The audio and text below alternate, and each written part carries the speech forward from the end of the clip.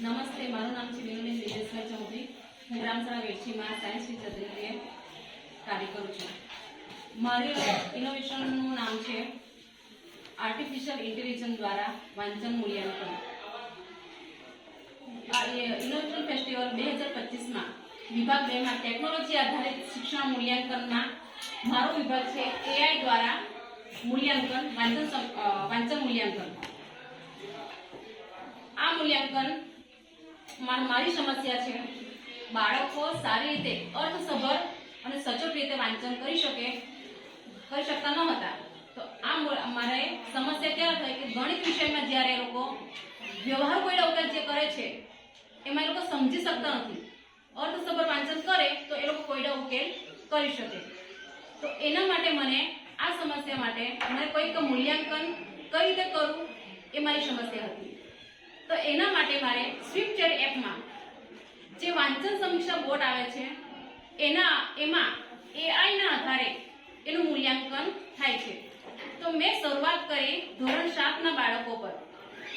તો એમાં બાળકોને ખૂબ સારું પરિણામ મળ્યું. તો સૌપ્રથમ મેં મારા ક્લાસમાં મારા ધોરણ 7 ના બાળકો પર મેં આ પ્રયોગ કર્યો. તો એમાં મેં શરૂઆત કરી સ્વિફ્ટચેટ એપમાં વાંચન સમીક્ષા બોર્ડ દ્વારા. એમાં આ શાળાનો કોડ દાખલ કરવાનો હોય છે. એમાં વિદ્યાર્થીનું ધોરણ આવે છે. ધોરણ પસંદ કર્યા પછી જેનું પણ મૂલ્યાંકન કરવાનું છે તેનું આખા ક્લાસનું દરેક વિદ્યાર્થીનું નામ આવી જાય છે અને એમાંથી આપણે પસંદ કરીને એ જે તે વિદ્યાર્થીનું આપણે સૌપ્રથમ સ્વિફ્ટચેટમાં વાંચન સમીક્ષા મૂલ્યાંકનમાં ORF દ્વારા મૂલ્યાંકનમાં સૌપ્રથમ માઇક ટેસ્ટ કરવામાં આવે છે. એમાં શિક્ષકે જ એ માઇક ટેસ્ટ દ્વારા એ જે ફકરો આપેલો હોય છે એ ફકરાનું વાંચન કરવાનું હોય છે. સૌપ્રથમ આ રીતે લોડિંગ થાય છે. એમાં આ જે ફકરો એ ફક્ત શિક્ષક દ્વારા એનું વાંચન કરવામાં આવે છે અને એ જે મોબાઈલ છે તેનું માઇક ટેસ્ટિંગ કરવામાં આવે છે અને એનું રેકોર્ડિંગ AI દ્વારા થશે. તો સ્ટાર્ટ કરું છું. નજીકની વાડીમાં એક વડલો હતો. બિલે આ વડલા પર ચડ્યો, એની ડાળી પર પગ ભરાવ્યા અને પછી પોતે શરીર નીચે લટકાવીને હિંચકા ખાવા લાગ્યો. આ રીતે વાંચન થાય છે શિક્ષક દ્વારા અને રેકોર્ડિંગ અહીંયા તમે સાંભળી શકો છો. પછી એ જો થઈ જાય ત્યારબાદ એને સબમિટ કરવામાં આવે છે. ઓડિયો સબમિટ સફળતાપૂર્વક સાધવામાં આવ્યો છે એનું પરિણામ ટૂંક સમયમાં દેખાશે. તો ત્યારબાદ આવે છે સારું કામ, માઇક પરીક્ષણ પૂર્ણ થયું અને ORF મૂલ્યાંકન તમે કરી શકો છો. આ દ્વારા હવે ધોરણ પસંદ કરવામાં આવે છે. મારું ધોરણ છે ધોરણ 7.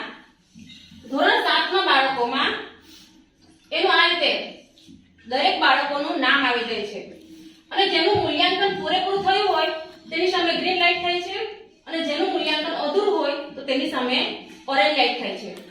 તો સૌપ્રથમ હું દીપ કુમારને આ પરીક્ષા માટે કહું છું. ત્યારબાદ હા કૃપા કરી આગળ વધવું આવે એટલે પછી આ રીતે એનું લોકેશન માંગે છે. તો એની જગ્યાએ સ્થાન સેટ કરવામાં આવે છે એમાં અને આપણી સ્કૂલ જે તે જગ્યાએ હોય એનું લોકેશન અહીં આવી જાય છે. ત્યારબાદ દીપ કુમારનું ORF મૂલ્યાંકન શરૂ થાય છે. દીપ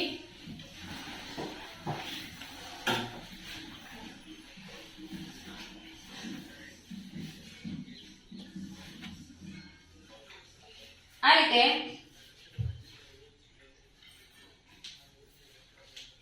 દીપ આ ફકરાનું વાંચન સ્ટાર્ટ કરશે. ફોન કેવી રીતે પકડવાનો તેની માહિતી આવે છે. ત્યારબાદ એનું સ્ટાર્ટ થાય છે. એક સ્ત્રી બેઠી હતી. તે ખૂણામાં અંધારા આવ્યો. 3 પૈસા પેલી બાઈના હાથમાં પડ્યા ને પૈસાના ખડખડાટથી જાગેલું એ છોકરું મને ફરી સતાવે છે. પહેલા જ હું દૂર થઈ ગયો. આ રીતે આ દીપનું મૂલ્યાંકન પૂરું થયું. એને પૂરું થયું એટલે એણે સ્ટોપ પર બટન દબાવ્યું. હવે એનું મૂલ્યાંકન સાચવો પર થશે. હવે આ ગીતનું મૂલ્યાંકન 2 મિનિટ ને 52 સેકન્ડનું રહ્યું. હવે એનું ખરેખર આ રેકોર્ડિંગ સબમિટ કરવા માંગો છો તો એના માટે AI પૂછે છે આપણને, તો આપણે એના સાચવો પર ક્લિક કરવાનું. આ ઓડિયો અપલોડ થઈ ગયું. હવે એનું પ્રવાહિતા મૂલ્યાંકન, ઓડિયો રેકોર્ડિંગનું મૂલ્યાંકન કરવામાં આવી રહ્યું છે. એ દરમિયાન એના હવે મૂલ્યાંકન શરૂ કરો. એને અર્થસભર વાંચન કર્યું છે કે નહીં એના માટે આ ફકરાને રિલેટેડ આ પ્રશ્નોત્તરી આવે છે. એના છે પ્રશ્નો 5. એને 5 પ્રશ્નોના જવાબ આપવાના રહેશે.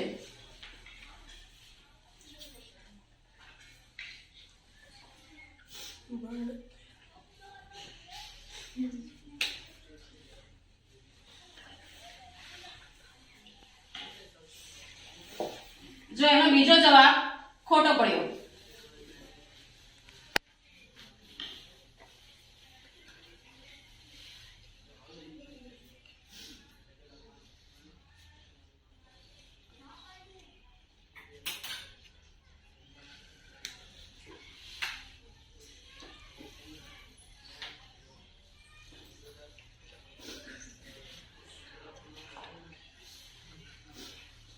આ રીતે એના 5 જવાબ આપ્યા, તેમાંથી 2 પ્રશ્નો જવાબ એના ખોટા થયા.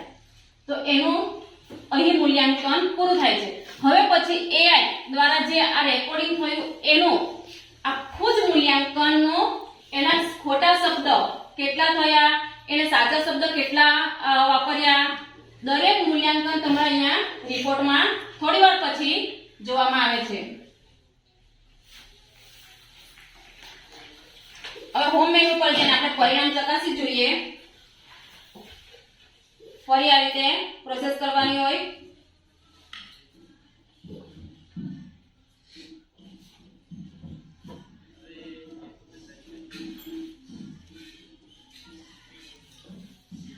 હવે જુઓ, અત્યારે એને જે પરીક્ષા મૂલ્યાંકન માટે ફકરો વાંચ્યો તેનું પરીક્ષણ આવી ગયું. અને CWPM નો મતલબ થાય છે 1 મિનિટમાં એને 43 શબ્દોનું વાંચન કર્યું. તો જોઈએ આપણે એને 43 મિનિટમાં કયા શબ્દો સાચા વાંચ્યા અને કયા ખોટા, કેટલા ઉમેર્યા. તો જો તમને પરીક્ષણમાં જોવા મળે છે કે એક પ્રતિ મિનિટમાં સાચા શબ્દોને 43 વાંચ્યા, મોટેથી એને 183 શબ્દ વાંચ્યા, 100 અને ફકરાના કુલ શબ્દ હતા 152, પરંતુ એને વાંચ્યા 183. હવે જુઓ એને કયો ફકરો વાંચ્યો તે, પછી આ ફકરામાં એને ખોટા શબ્દ 26 વાંચ્યા છે. તો 26 શબ્દ કયા ખોટા વાંચ્યા તે જોઈએ આપણે.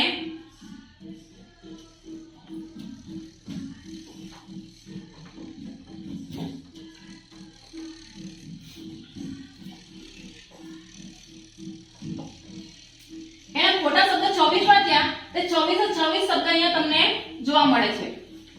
સંખ્યા શબ્દ તે જ રીતે જુઓ, છૂટી ગયેલા શબ્દો, એના છૂટી ગયેલા શબ્દો 0 છે. હવે સાચા શબ્દોને વાંચ્યા 126, ત્યાં શબ્દો છે 126 શબ્દો. ત્યારબાદ આવે છે વધારાના શબ્દો એને 31 ઉમેર્યા. આપણે શરૂઆતમાં જોઈએ એના ફકરાના કુલ શબ્દો તો 152, પણ એના થઈ ગયા 183. તો 183 કેવી થઈ ગયા કે એને વધારેના શબ્દ જે વાંચ્યા તે 31 શબ્દ એને પોતાની જાતના કે ડબલ જે થાય છે તે ઉમેર્યા. હવે છેલ્લે મૂલ્યાંકન પ્રશ્નોત્તરીમાં એને 5 પ્રશ્નો હતા, તેમાંથી 3 પ્રશ્નોના જવાબ સાચા આપ્યા. આ રીતે આપણે મૂલ્યાંકન કરી શકીએ છીએ. હવે હું બીજો વિદ્યાર્થી આર્યનનું આ પ્રવાહિતા મૂલ્યાંકન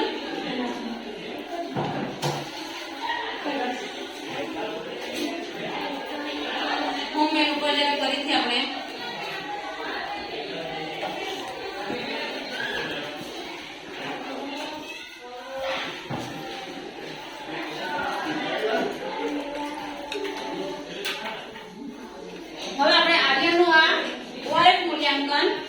ચેક કરીએ. તો સૌપ્રથમ એના માટેનો ફકરો એક લોડિંગ થશે.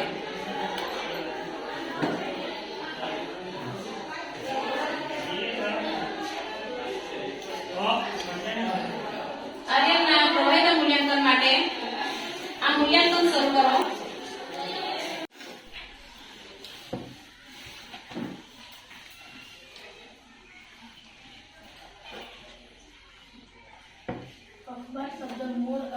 ભાષામાં ખબર શબ્દ બહુવચન છે.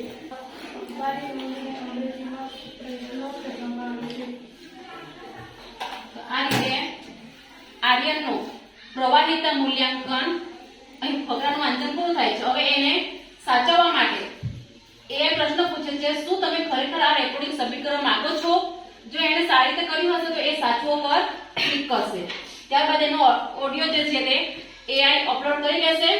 અપલોડ થાય પછી 3 થી 5 પ્રશ્નોની એના મૂલ્યાંકન માટેનો અર્થસભર વાંચન માટેનો પ્રશ્ન આવશે. પ્રશ્ન વિભાગ તરફ વળો. હવે એ પ્રશ્નોત્તરી માટે મૂલ્યાંકન શરૂ કરશે. હવે એની પાસે આ 5 પ્રશ્નો છે. 5 પ્રશ્નોના એને જવાબ સમજણપૂર્વક વાંચીને આપવાના રહેશે.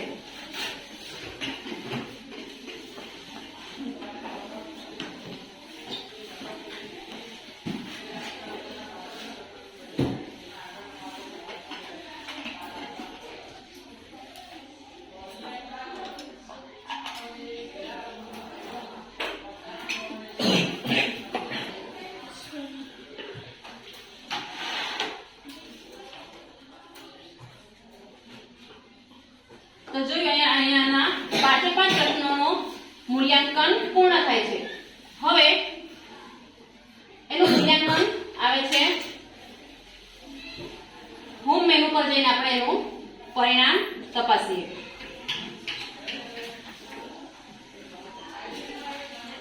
ધોરણ પસંદ કરવાના આવે છે. હવે ક્લાસ A માં આર્યનનું પ્રવાહિતા મૂલ્યાંકન. આ આર્યનનું પ્રવાહિતા મૂલ્યાંકન પર એક્સેસ કરવા માટે કૃપા કરીને નીચેના બટન પર ક્લિક કરો. તો જો આપણે વ્યૂ પાસ્ટ રિઝલ્ટ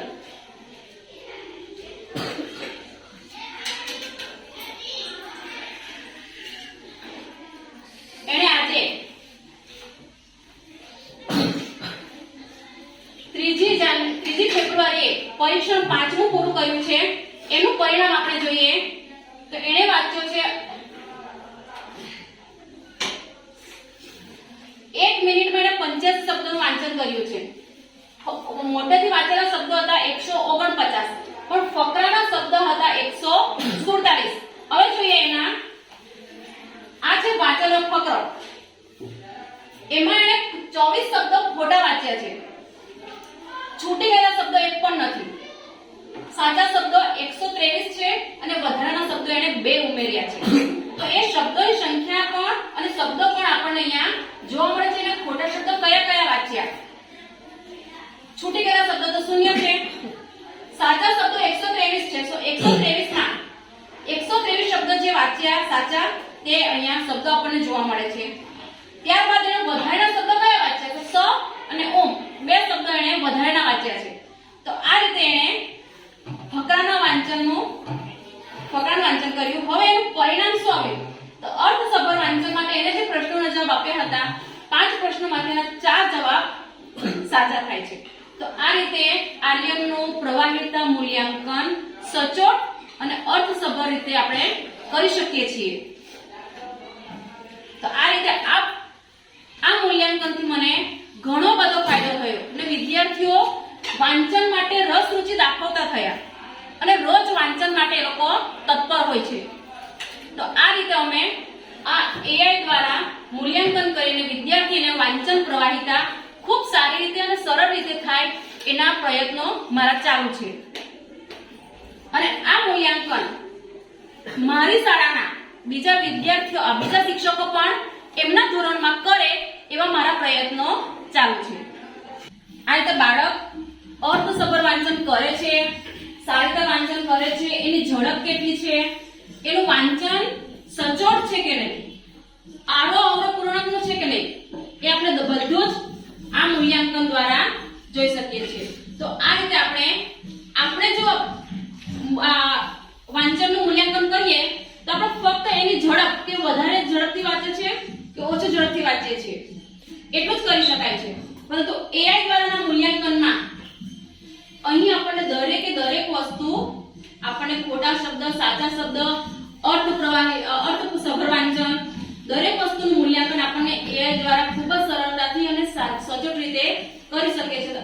આ રીતે વિદ્યાર્થીનું મૂલ્યાંકન કરવામાં આવે તો વિદ્યાર્થીને આપણે સાચી દિશામાં સારી રીતેનું વાંચન આપણે કરાવી શકીએ છીએ.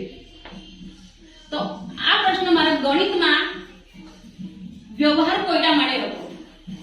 તો અમુક છોકરાઓ મારા વ્યવહાર કોયડાનું મૂલ્યાંકન આ અર્થસભર વાંચન સારી રીતે કરી શકે છે. તો તે જોઈએ આપણે. હેતસ્વી, આપણી પાસે આ વ્યવહાર કોયડો છે, તો તું એને સમજાવી શકશે? બોલ. 4 સેમી ત્રિજ્યાવાળા વર્તુળના કાગળમાંથી આપણે 3 સેમી ત્રિજ્યાવાળા વર્તુળ કાગળ દૂર કરવામાં આવે છે. એટલે કે 4 સેમી ત્રિજ્યાવાળા વર્તુળ કાગળમાંથી 3 સેમી ત્રિજ્યાવાળા વર્તુળ દૂર કરવામાં આવે છે. બાકીના કાગળનું ક્ષેત્રફળ શોધો. જે આપણે કાગળમાંથી 3 સેમી ત્રિજ્યાવાળા કાગળ દૂર કરવામાં આવે છે તે કાગળનું ક્ષેત્રફળ શોધો. બરાબર. હવે આપણે જોઈએ પલક. કોઈ પણ એક વ્યવહાર કોયડો સમજાવીશું. એક ટેબલ ઉપર સમતલ કાચી સમલંબ ચતુષ્કોણ આકારનું છે. જો તેની સમાંતર બાજુઓની લંબાઈ 1 મીટર અને 1.2 મીટર હોય અને સમાંતર બાજુઓનું વચ્ચેનું લંબ અંતર 0.8 મીટર હોય તો ટેબલના આ પાટિયાનું ક્ષેત્રફળ શોધો. અહીં આપણને એક ટેબલ ઉપરનું સમતલ પાટિયું એટલે કે ટેબલની જે ઉપરની સપાટી હોય તે સમલંબ ચતુષ્કોણ આકારની છે. તેની બંને બાજુ સમાંતર બાજુનું માપ 1 મીટર અને 1.2 મીટર છે અને તે સમાંતર બાજુઓની વચ્ચેનું લંબ અંતર 0.8 મીટર છે. તો આ ટેબલનું ક્ષેત્રફળ શોધવું. તેના માટે શું કરશું? સમલંબનું ક્ષેત્રફળ શોધવા માટે શું કરવું પડે? સૂત્ર મૂકીને ગણવું પડે. Very good. એનું સૂત્ર કયું આવે સમલંબ આકારનું? સમલંબ ચતુષ્કોણ આકારનું સૂત્ર બરાબર h(a+b/2). સરસ. તો જોયું, આ રીતે બાળકો વ્યવહારુ કોયડા ઉકેલ પણ સારી રીતે વાંચી શકે છે અને એનું સારી રીતે અર્થ કાઢીને એનો દાખલો જાતે જ એ લોકો ગણી શકે છે. અસ્તુ.